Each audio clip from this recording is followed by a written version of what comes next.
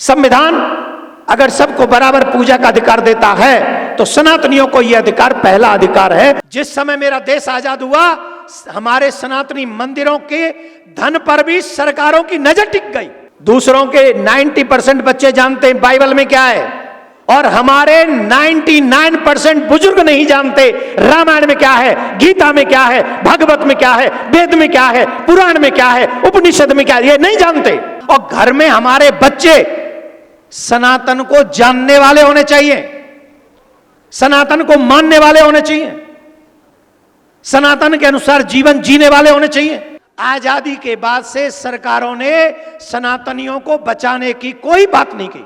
सनातनी धन से हज यात्रा तक कराई गई है, हज भवन तक बनवाए गए हैं, और दूसरे धर्मों को उन्होंने अपना फूफा समझा। उनके लिए खुली छुट्टी दे दी कि तुम्हें जो चाहे करना है करो, लेकिन सनातन पर कब्जा कर लिया। मन तू राधे राधे गाए ले और जीवन सफल बनाए ले। मन तू राधे राधे गाए ले और जीवन सफल बनाए ले। मन तू राधे राधे गाए ले और जीवन सफल बनाए ले। मन तू राधे राधे गाए ले और जीवन सफल बनाए ले। श्री राधे।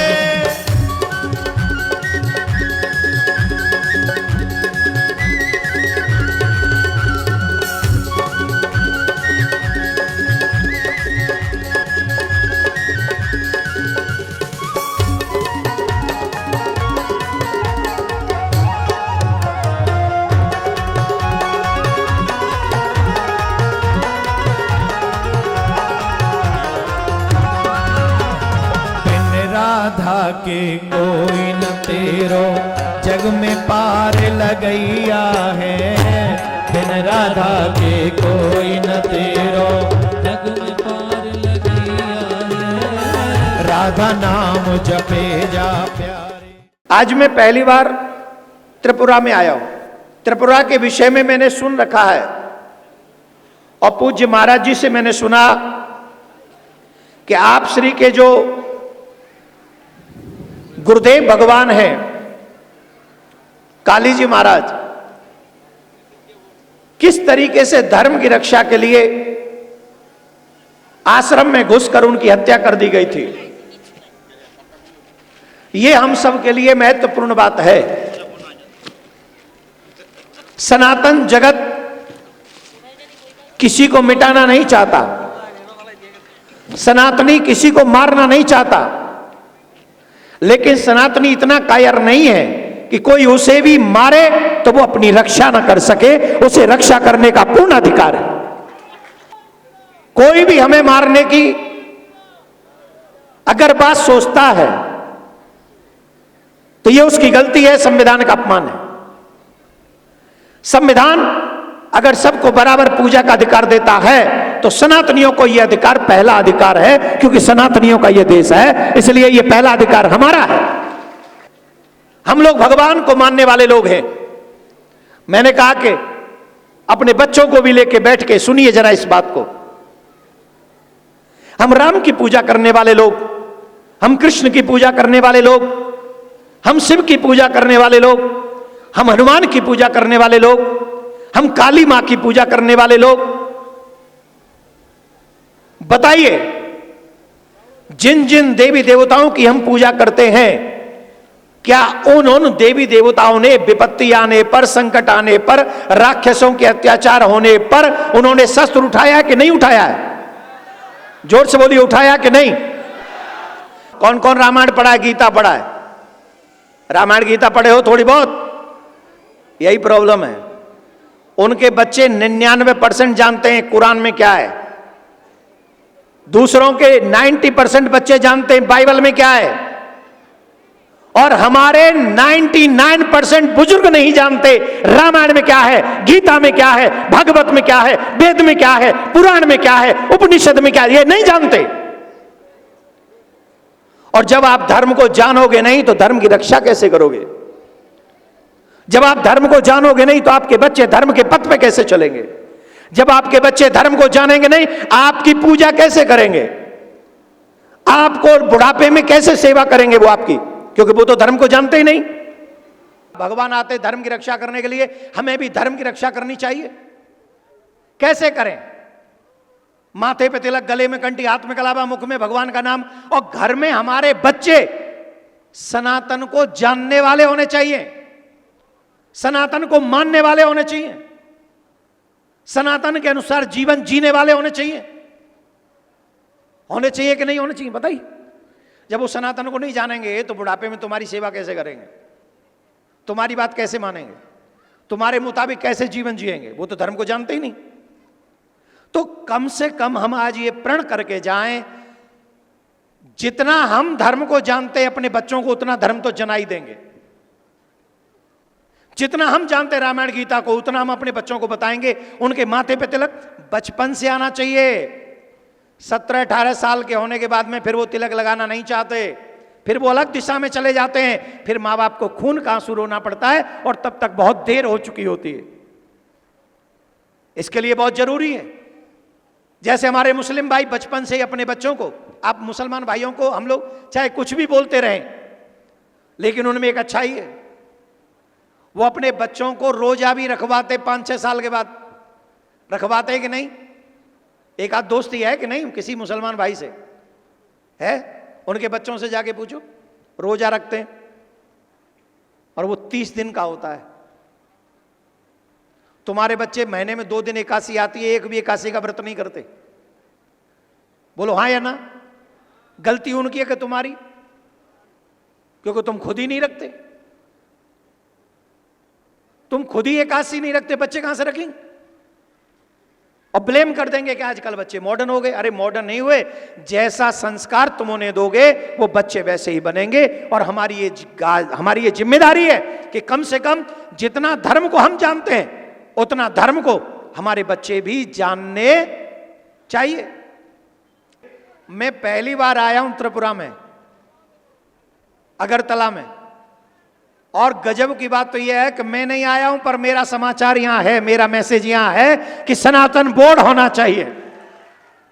अब वक्फ बोर्ड है आजादी के बाद, उस समय की सरकार ने 1954 में वक्फ बोर्ड बना दिया, और वक्फ बोर्ड में ऐसे ऐसे संशोधन कर दिए, अगर वो इस जगह पे आके कह दें ये जगह हमारी है, तो आप उनसे ले नहीं सकते, ये जगह उन्हीं की हो जाएगी।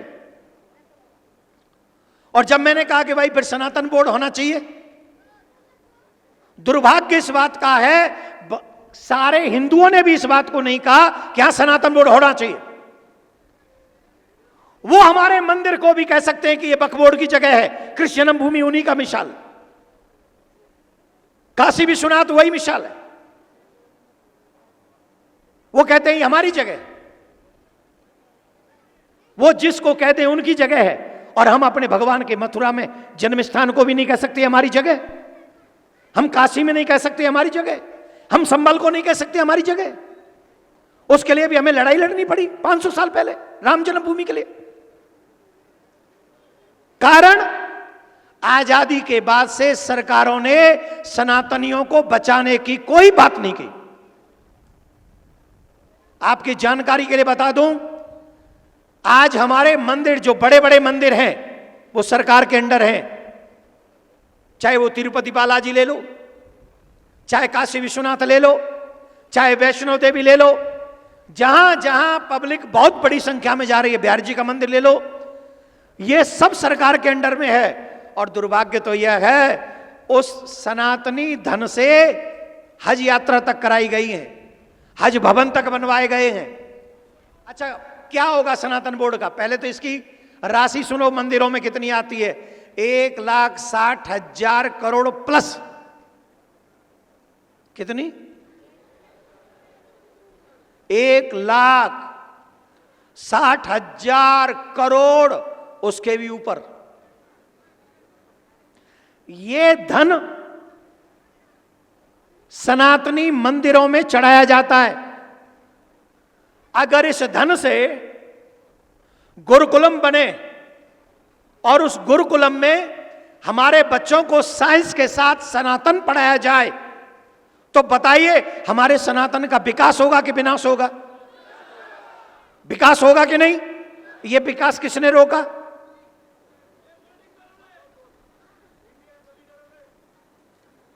ये विकास रोका किसने? जिस समय मेरा देश आजाद हुआ, हमारे सनातनी मंदिरों के धन पर भी सरकारों की नजर टिक गई और दूसरे धर्मों को उन्होंने अपना फूफा समझा। उनके लिए खुली छुट्टी दे दी कि तुम्हें जो चाहे करना है करो, लेकिन सनातन पर कब्जा कर लिया। आज हम गौ माता को माता कहते हैं कि नहीं? गंगा को गंगा माता कहते कि नहीं? जमुना को जमुना मां कहते कि नहीं? जाके चेक करो जमुना मैया का जल कैसा आ रहा है। पूछो गौ माता से कि तुम सनातनियों के बीच में सुखी हो क्या? न गौ माता सुरक्षित है, न जमुना माता सुरक्षित है, न हमारे मंदिरों की पूजा पद्धति सुरक्षित है। और हम यहां बैठ कर कह रहे हम हिंदू हैं,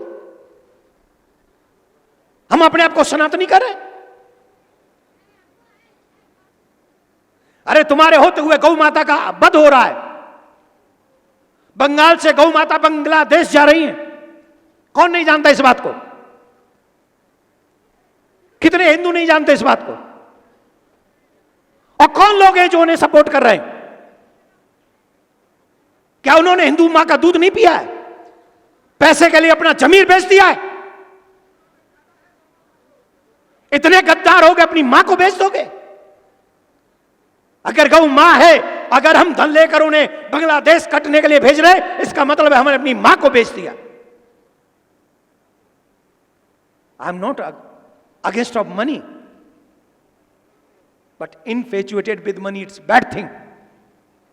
पैसे के लिए इतना पागलपन कि गौ को कटवा दो, जमुना को रुकवा दो, सनातनियों के मंदिरों की नीलामी करवा दो, उनकी पूजा पद्धति में मिक्सिंग करवा दो। इतना पागलपन! अरे किस मुंह से जवाब दोगे भगवान को?